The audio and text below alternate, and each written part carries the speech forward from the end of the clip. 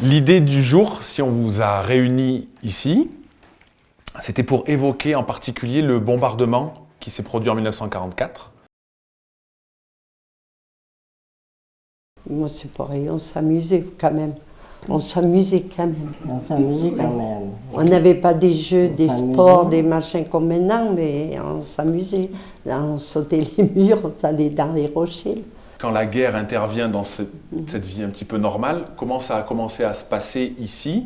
Ils sont venus une première fois, Oui, ils avaient pris tous les hommes et ils les avaient mis devant une mitrailleuse, derrière une porte de grange là. Et puis après, ça a passé la journée, ils les ont envoyés chez eux, et à la condition qu'ils reviennent le lendemain. Et puis le lendemain, ils étaient repartis. On n'avait plus d'Allemands, on n'avait plus personne. Et après, la deuxième fois, c'est quand ils sont montés avec toutes leurs pièces, leurs machins. La grosse pièce sur les rochers. Oui, oui. Ce que vous appelez la grosse pièce, c'est le canon, c'est ça? Voilà. La grosse pièce qui tirait sur Presles, sur le Villars, sur Saint-André, elle était à l'entrée, là, sur les rochers.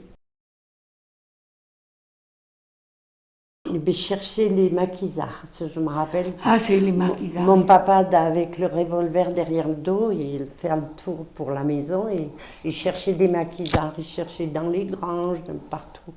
Et il y a une fois, ils avaient tellement peur de leur maquisard, ils ont tiré sur une vache, elle gardait la vache. Ils ont tué la vache. Les troupes, elles arrivent dans la nuit, je crois. Oui, c'était les Nord-Africains.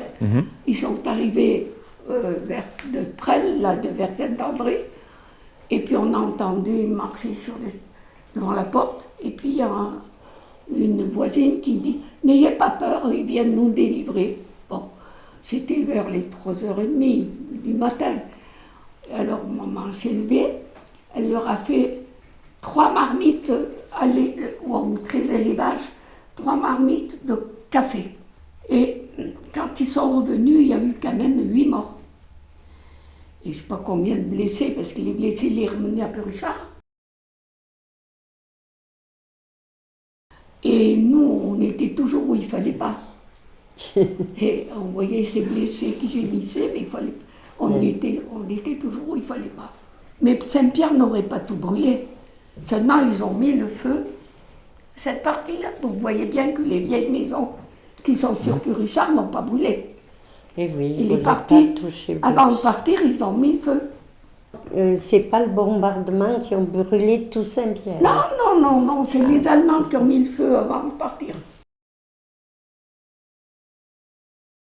Et j'ai l'impression que quand vous en parlez, c'est une petite péripétie sans être vraiment quelque chose d'un événement très pour nous, les tragique. enfants, Quoi. peut-être, c'était pas tragique, mais pour les parents aussi. Oui, d'accord. Ça a été autre chose. Oui, parce que nous, on avait à 10 ans, pourvu qu'on s'amuse, qu'on ait à manger aussi. Mais ça n'a pas été problème. Pour nous, quand les bombes partaient, on était sur le balcon, on les faisait, ça faisait boum, après ça sifflait, ça faisait clac. Après on se demandait où c'est qu'elles étaient.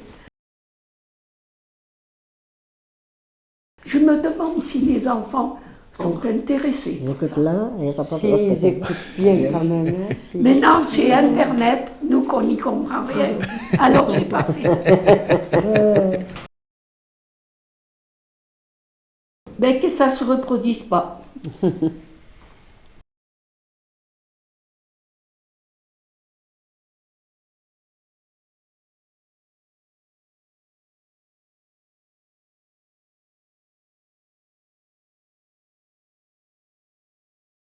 Oui, mais c'est vrai que les gosses, on ne se rendait pas compte quand même, parce que c'était les parents qui assumaient tout ça. Oui.